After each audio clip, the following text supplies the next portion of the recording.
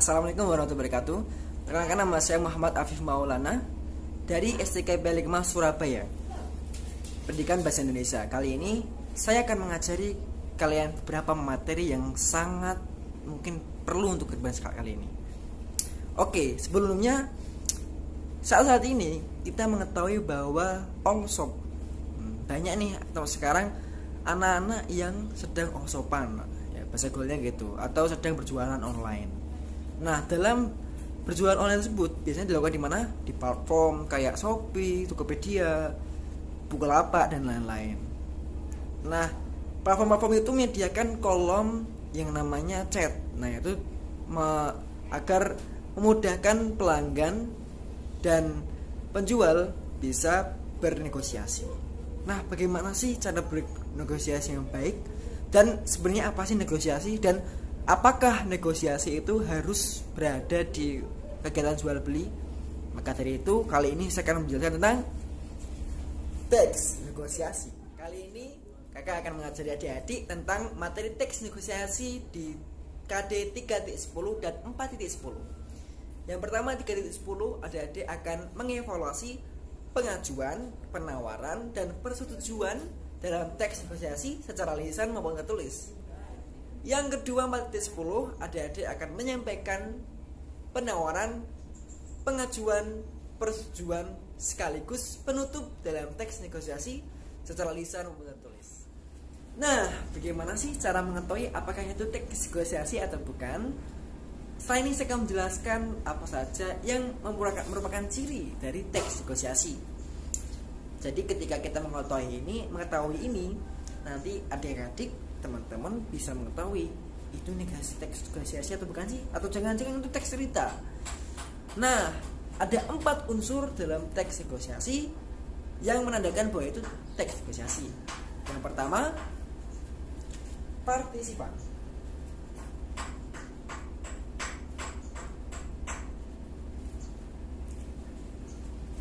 Partisipan, apa itu partisipan? Nah, partisipan adalah orang yang berpartisipasi atau yang terlibat dalam kegiatan negosiasi tersebut.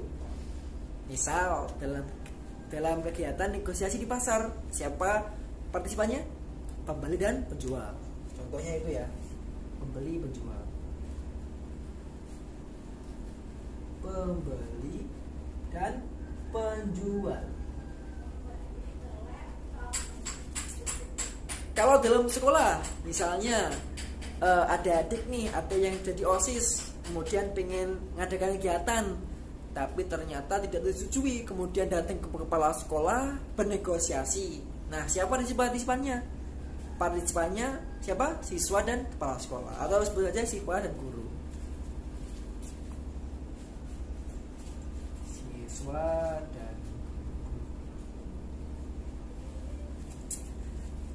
apabila dilihat partisipan di sini tidak cuma 1 orang, 2 orang, minimal 2 orang. Jadi kalau partisipan cuma 1 orang, belum akan jadi yang namanya negosiasi. Ya jelas, ya masa 1 orang ngomong sendiri. Nah, masa 1 orang ngajukan sendiri, nawarin sendiri. Jadi minimal ada berapa? 2 partisipan. Selanjutnya, yang nomor 2, setelah partisipan, yang menandai bahwa itu adalah teks negosiasi adalah perbedaan kepentingan dari berbagai belah pihak. Perbedaan kepentingan.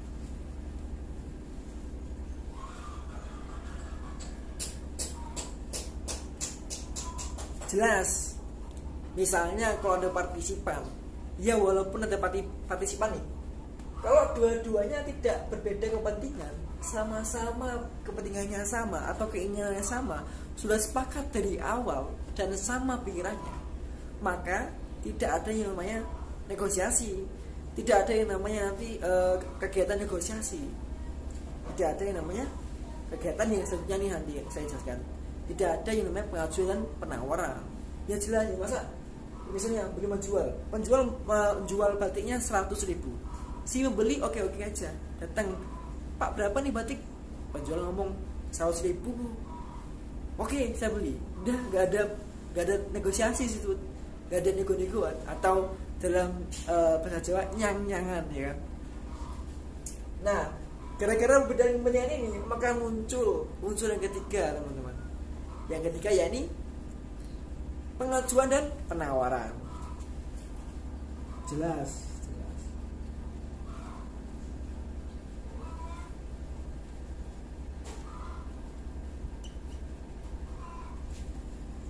Karena berbeda kepentingan atau berbeda keinginan, tapi dia tetap ingin mendapatkan atau mendapatkan apa yang dia inginkan dari orang tersebut, walaupun berbeda kepentingan, maka ada yang namanya pengajuan dan penawaran. Sehingga di sini mulai berjalan nih kegiatan negosiasi, yakni pengajuan dan penawaran. Misalnya perbedaan kepentingan, pembeli menjual baju batiknya harga 250.000. Si penjual menjual batiknya 250.000. Si pembeli ingin membeli batik itu yang harga 250.000, merasa kemahalan, ingin membeli itu dengan harga 10.000 misalnya. Nah, itu kan perbedaan kepentingan yang sudah dapat. Maka itu dia mengajukan, datang nih kepada penjual, "Pak, itu berapa nih batiknya?" 250.000 bu, harus tel. Kemudian si pembeli ngomong, "Ih, kemahalan Pak, gimana kalau 10.000 aja?" "Ya nggak mungkin bu," gitu. Misalnya begitu. Jadi satu kan ada pengajuan dan penawaran. Ada pengajuannya, si pembeli tadi mengajukan harga 250.000, kemudian si pembeli menawar lagi apakah dapat nanti. Kan sama kan berbeda kepentingan, pembeli atau berbeda keinginan. Pembeli ingin 250, penjual pengen 250, pembeli pengen segitu. Nah, itu kan berbeda, nggak sama.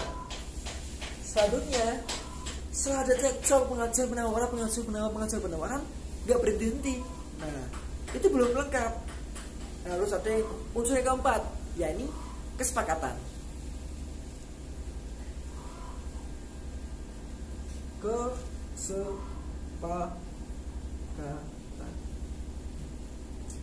Nah, walaupun tadi sudah berjalan pengajuan, penawaran terus, tapi tidak berhenti, itu belum disebut negosiasi, teman-teman. Ternyata ada nih kesepakatan. Harus ada kesepakatan. Kalau tadi kegiatan pengajuan dan penawaran, yang tadi si penjual pengen harga 250, si pembeli pengen harga 10.000, tapi nggak ada kesepakatan, kemudian si pembeli pergi dari penjual tersebut, maka itu belum disebut negosiasi atau kegiatan bernegosiasi. Maka harus ada kesepakatan. Bagaimana keduanya bisa saling menyepakati satu hal walaupun berbeda-beda. Nah, itu yang namanya negosiasi. Keajaiban dari negosiasi. Walaupun sama-sama memiliki kepentingan, tapi nantinya tetap sepakat. Nah, misalnya nanti dari ditawar terus, nanti akan jadi kesepakatan. Misalnya tadi penjual jual 200 batiknya 250.000, pembeli pengen beli 10.000, ditawar lagi, "Gimana kalau 200 bu?" Si ibunya atau pembelinya ngomong, "Ya sudah, tapi saya boleh milih sendiri ya misalnya gitu." Terus sepakat, oke, beli oke. Itu sudah terjadi kesepakatan, sehingga sudah berhasil yang namanya kegiatan bernegosiasi. Nah, itu tadi ada 4 hal yang mempengaruhi, 4 hal yang bisa kita ketahui, yang bisa jadi pedoman untuk dapat mengetahui apakah hal itu merupakan, atau teks itu atau kegiatan itu merupakan kegiatan bernegosiasi atau tidak. Apa saja tadi? Ya, ini yang pertama, ada partisipan. Jadi 4 hal yang harus ada dalam teks negosiasi. Ada partisipan. Yang kedua, ada perbedaan kepentingan. Jelas, kalau tidak ada perbedaan kepentingan, maka tidak ada yang namanya negosiasi, karena sama-sama sudah sepakat. Yang ketiga apa tadi? Yang ketiga ada pengajuan penawaran. Karena ada perbedaan kepentingan, nah, maka selanjutnya akan ada pengajuan penawaran, karena saling pingin mendapatkan dari orang itu, tapi berbeda kepentingannya atau keinginannya berbeda. Maka jadi pengajuan penawaran. Setelah ada pengajuan penawaran terus, kalau tidak ada yang unsur kepala ini, maka tidak ada negosiasi, yakni kesepakatan. Jadi partisipan, kemudian perbedaan kepentingan, yang kedua pengajuan penawaran, yang keempat kesepakatan. Itu dia 4 hal yang harus ada dalam negosiasi. Dengan 4 hal ini maka kita bisa mengetahui mana yang negosiasi, mana yang kegiatan bernegosiasi, mana yang bukan. Oke, setelah tadi kita belajar tentang bagaimana cara mengetahui apakah itu teknik negosiasi atau bukan, sekarang kita langsung ke contohnya sekaligus menerapkan 4 unsur tadi. Apa saja tadi? Biar ingat. 1. Partisipan. 2. Ada perbedaan kepentingan. Yang ketiga ada pengajuan dan penawaran. Yang keempat kesepakatan. Langsung ke contoh. Di sini saya berikan contohnya, misalnya nih lagi rekreasi, kita misalnya rekreasi di Yogyakarta. Kemudian mampir di Pasar Malioboro. Tentunya kalau yang pernah rekreasi di Jogja nggak ketinggalan Pasar Malioboro. Di sini ada pembeli dan penjual. Pembeli, berapa harganya bajunya bang? Kemudian penjual, 250.000 satu setel. Beli, 150 nggak bisa nih. Itu kata pembelinya. Penjual, aduh kejauhan bu. Yang beli 180 deh bu. Pembeli 190 bang, saya ambil 10. Wis, ambil 10. Penjual, ya sudah deh, tapi harus satu ukuran ya. Pembeli, oke, saya ambil satu ukuran. Berdasarkan dari contoh tadi, ya walaupun dalam kehidupan nyata masih panjang atau dalam kegiatan negosiasi itu bisa terjadi sampai lama, sampai sedikit kesepakatan. Tapi di sini sekedar contoh singkatnya saja ya. Kita lihat unsurnya tadi, ingat-ingat lagi. Yang pertama tadi ada partisipan. Apakah ada partisipan di sini? Siapa saja partisipannya? Kalau iya, apakah ada? Katakan ada. Oke, ada. Ada berapa? Ada 2. Siapa saja? Pembeli dan penjual. Kemudian yang kedua, apakah ada perbedaan kepentingan? Apakah ada? Ternyata ada. Kepentingannya apa? Si penjual ingin menjual bajunya seharga berapa tadi? 250.000 satu setel. Itu dia punya keinginan nggak? Punya. Punya kepentingan? Punya. Nah, tapi pembeli merasa itu terlalu mahal, diturunin. Pengen diturunin. Si pembeli ngomong 150.000 bang, boleh gak? Saya borong deh 150.000 loh bang. Misalnya gitu. Di sini 250.000 si penjual, si pembeli 150.000. Jelas-jelas beda. Jadi di sini penjual dan pembeli antara partisipan terjadi perbedaan kepentingan. Nah, itu unsur yang kedua. Yang ketiga, gara-gara perbedaan kepentingan tersebut tapi tetap ingin jadi kesepakatan, maka terjadi adanya pengajuan penawaran. Ada nggak pengajuan penawaran? Ya ada tadi. Penjual sudah mengajukan 250.000, kemudian ditawar berapa? 150.000. Nah, ini kan terjadi pengajuan dan penawaran. Sudah 3 unsur yang kena. Unsur selanjutnya apa? Terjadi kesepakatan setelah ada tentunya ada orang yang berpartisipasi dalam kegiatan negosiasi. Selanjutnya ada perbedaan kepentingan, yakni 250.000, 150.000. Ini saja beda.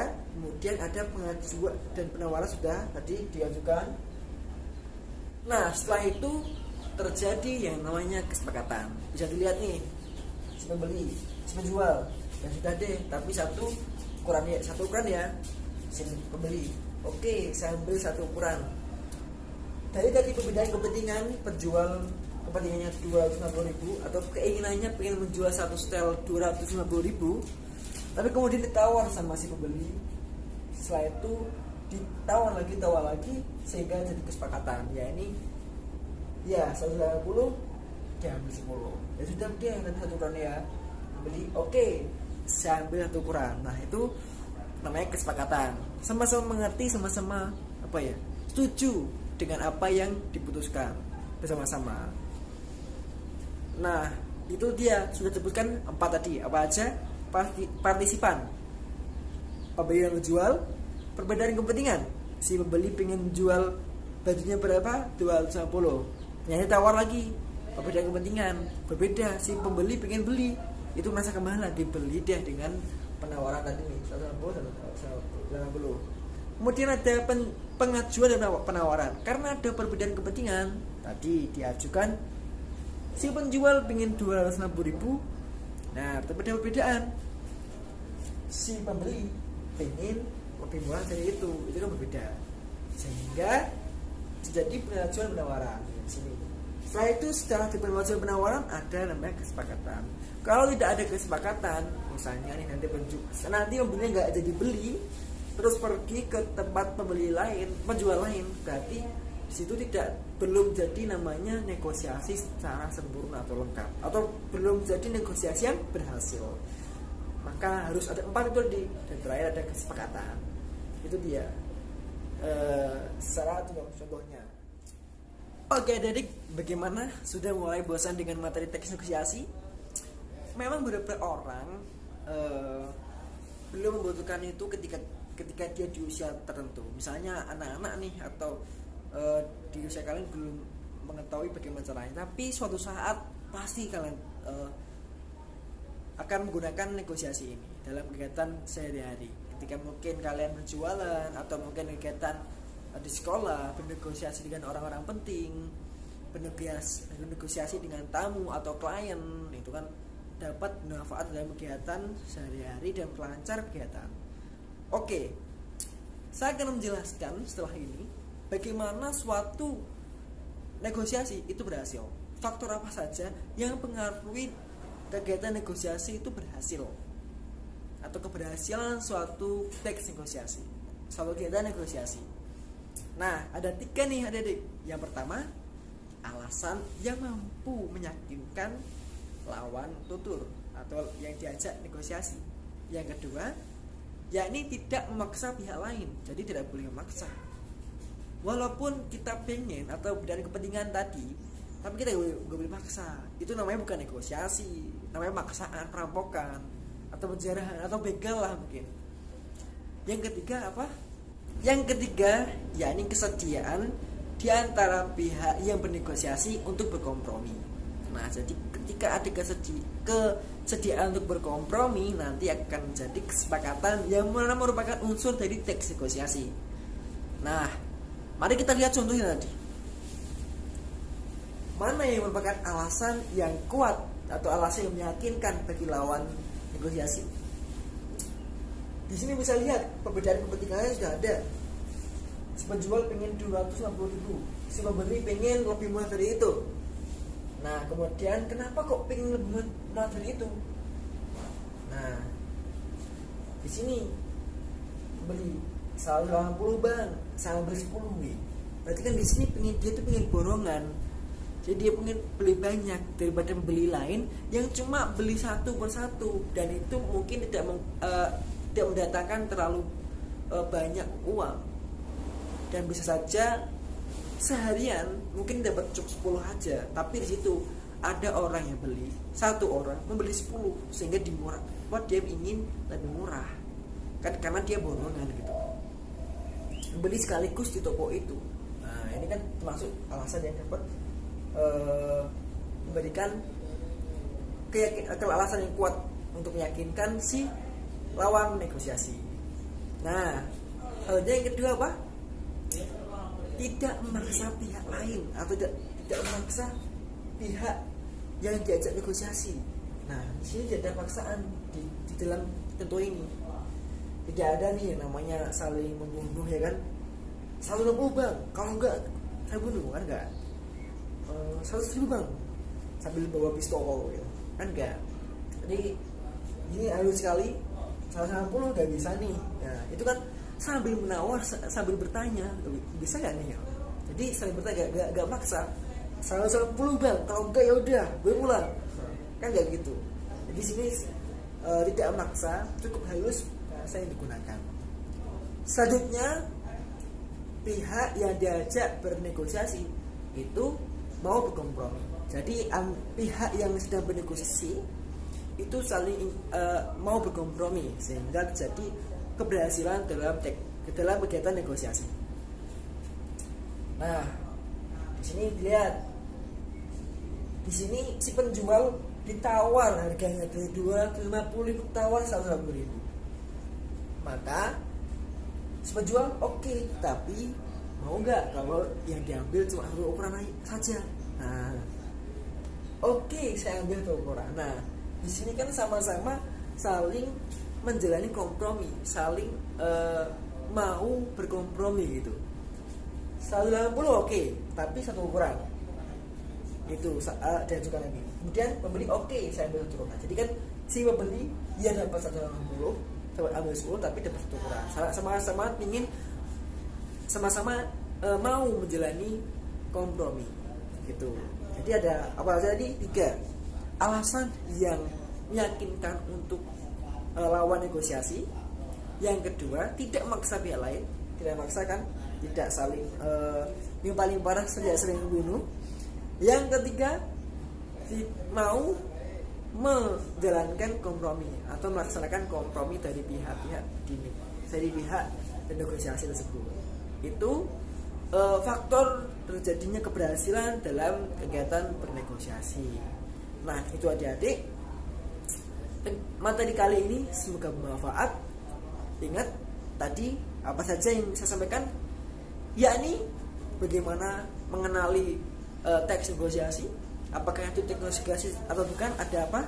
Ada 4 unsur. Yang pertama ada partisipan, yang kedua perbedaan kepentingan, yang ketiga pengajuan dan penawaran, yang keempat kesepakatan. Kalau tidak ada 4-empatnya itu, maka tidak ada atau disebut namanya negosiasi. Negosiasi juga bukan hanya di pasar, bisa ditemukan di sekolah, di kantor, dan lain-lain. Hati-hati bisa mencari sendiri agar lebih belajar. Selanjutnya, setelah itu contohnya tadi, kemudian apa saja faktor yang membuat negosiasi itu berhasil. Nah, ada apa? 3. Yang pertama, alasan yang kuat atau alasan yang meyakinkan. Yang kedua, tidak memaksa pihak lain. Jadi walaupun alasannya kuat tapi tidak memaksa. Alasan kuat ini karena bahasa yang dipakai, sehingga kalau dalam negosiasi nggak usah terlalu maksa, tapi dengan bahasa yang cukup meyakinkan sehingga negosiasi dapat berjalan. Selanjutnya yang ketiga apa? Yang ketiga adalah pihak yang ada mau berkompromi. Nah, ketika tidak memaksa kemudian jadi alasan yang kuat, sehingga akan menimbulkan kesepakatan dalam negosiasi. Itu yang namanya negosiasi. Itu saja adik-adik, semoga apa yang saya sampaikan bermanfaat. Dan jangan lupa tadi ada apa? Ada yang namanya tidak boleh memaksa dalam negosiasi. Dan kehidupan juga gitu. Kalau misalnya keinginan kita tidak dituruti dengan sama teman kita punya kepentingan nih, misalnya pengen gini tapi teman kita nggak mau, ya jangan dipaksa. Tidak boleh maksa. Misalnya kita mengajak teman untuk berbuat baik, nah, tapi teman kita nggak mau, teman kita ngeyel, ya sudah, yang penting kita sudah menyampaikan bagaimana cara berbuat baik. Misalnya nih kita orang Islam ngajak teman kita yang sama-sama Islam untuk sholat, sholat ya diberikan ayo deh nanti tabliin es deh kalau sholat, tapi dia ngeyel, kita nggak mau, jangan dipaksa. Tetap yang penting kita sudah menyampaikan tentang kebaikan itu. Nah, itu saja dari saya, semoga bermanfaat. Tetap sehat di rumah, semoga tetap dapat belajar dengan lancar. Terima kasih. Wabillahi taufiq wal hidayah. Wassalamualaikum warahmatullahi wabarakatuh.